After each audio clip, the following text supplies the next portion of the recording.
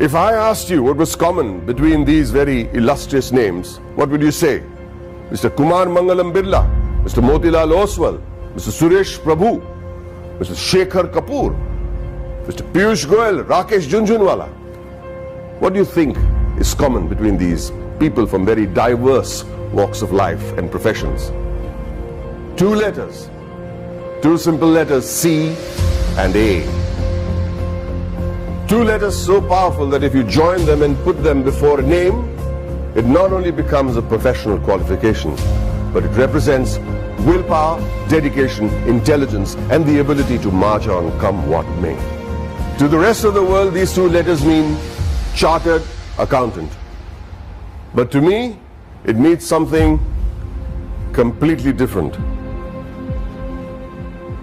Committed achievers.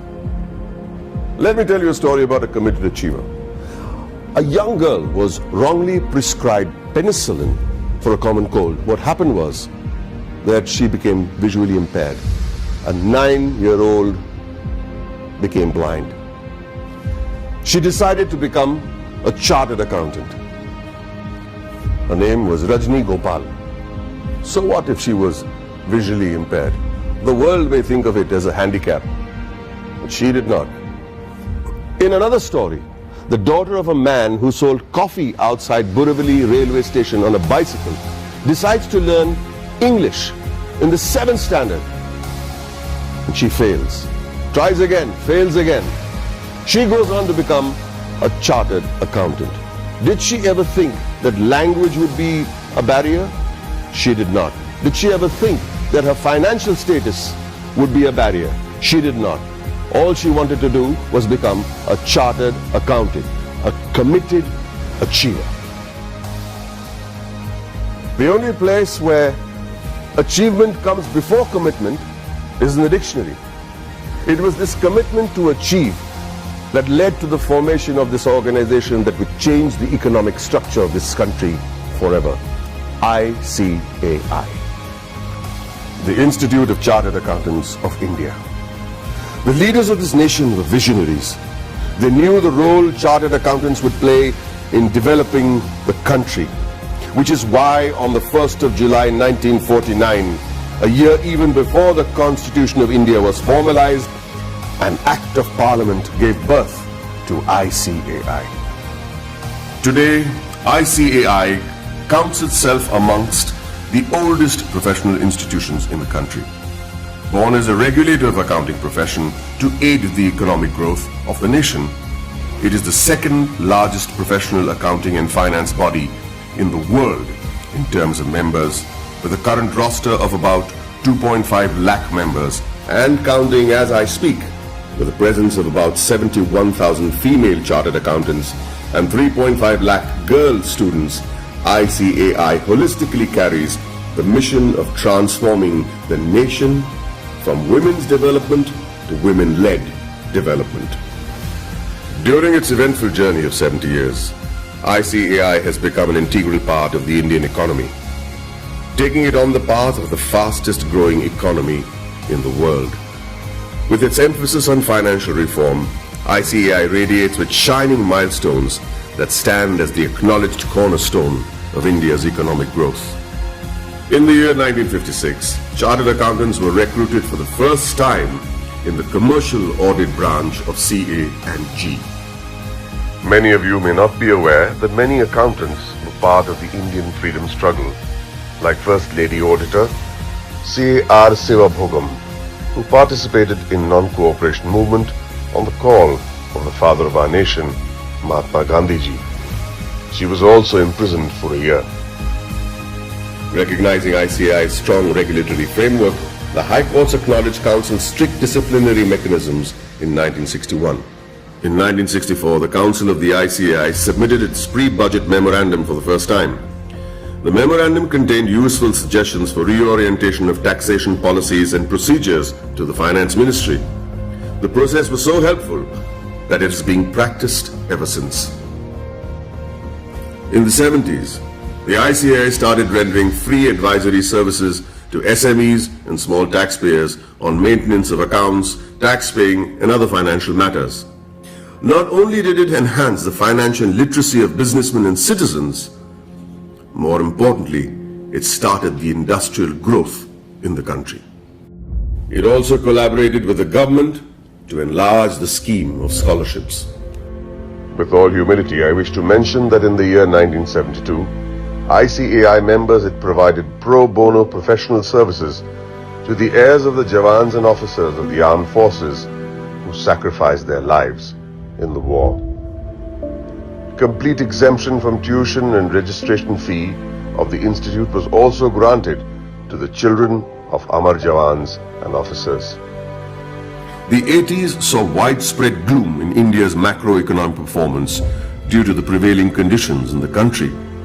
However, during the period between 1980 and 1990, the economy began to improve and growth rate accelerated. The government appointed CA members on various committees like boards of public sector undertakings and nationalized banks. The government also appointed ICAI as an expert and independent advisor on company law, fiscal and various other committees. The corporate sector, the public sector corporations, cooperative societies and public trusts were brought under the accounting discipline by legislation. In the 90s, sales tax audit was introduced in many states, which was a direct result of ICAI's efforts to showcase the role played by the CA community. ICAI developed a research center in the form of a non-profit company to be named as Accounting Research Foundation. It was during this time that the government recognized the ICAI as the sole recommendatory body for setting accounting standards in the country. 2000 and onwards marked the period when many MRA MOUs had been signed with many international bodies such as ICAEW, CPA Australia, Ireland, CICA, etc. ICAI was granted recognition by IGNOU as a research center for the benefit of its members and employees to pursue doctoral research from IGNOU. eSahayata was launched as an electronic service for members and students of ICAI to provide prompt services against their queries, complaints and grievances. In 2007, ICAI decided to recognize the CA leaders in industries, which gave birth to a glittering awards function. In 2009, ICAI was awarded the Recognition of Excellence Award by the then President of India, Srimati Pratibha Patil.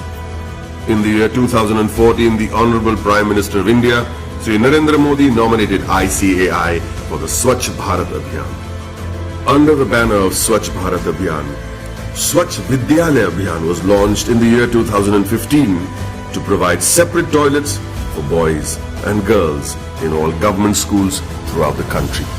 ICAI undertook a pilot study for the Indian Railways. The in-depth cost analysis helped in streamlining the running of the railways. Considering the importance of the legislation, namely black money, and the imposition of Tax Act 2015, CBDT decided to go all out and conduct workshops with ICAI to clarify any doubt the assessees may have had. ICAI was chosen as the preferred institution to partner with the Government of India to create awareness and maximize the potential of the Income Declaration Scheme 2016.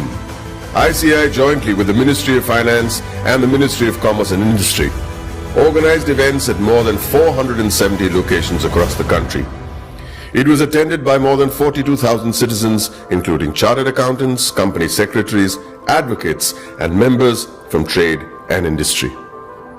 ICAI's contribution to the scheme was acknowledged by Shri Arun Jaitley, Honorable Minister of Finance and Corporate Affairs. For the benefit of its members, ICAI established the Indian Institute of Insolvency Professionals of ICAI. ICAI extended its technical and infrastructural support towards the accounting reforms of various government offices. This meant moving from cash to accrual system of accounting after assessing the tremendous positive impact on national financial reporting. It was also an important year for the Indian economy, with GST being touted as the game changer, leading to one nation, one tax. ICAI, as always, was there to partner the government towards effective and smooth implementation of GST throughout the nation. As a result, ICAI and CA members became a proud knowledge partner for GST success. For a clearer understanding of GST, ICAI carried out more than 3,000 programs benefiting more than 2.5 lakh participants. ICAI also established GST Sahayata desks all across the country to facilitate small businessmen, traders, shopkeepers, and the public at large. ICAI has created a milestone by launching various incubation centers. In line with the Prime Minister's vision to support startups, ICAI is providing massive platforms to help CAs start their businesses. Not many people know that there is an accountancy museum in India, or that the ICAI is the first accounting body in the world to start a digital accounting and insurance board, or that there are 3 forensic labs in India to monitor financial bungling and frauds. With this, the ICAI is keeping its eyes and vision firmly on the future. The ICAI has a very strict code of ethics. Its motto is taken from the Upanishads, Yayeshu Sapteshu Jagriti, which translates as the one that is awake in those that sleep. Here's to the guardians who stayed awake and protected us while the rest of us slept. I'd like to salute this institute for the work it has done in the past 7 decades and wish them the very best in the years to come.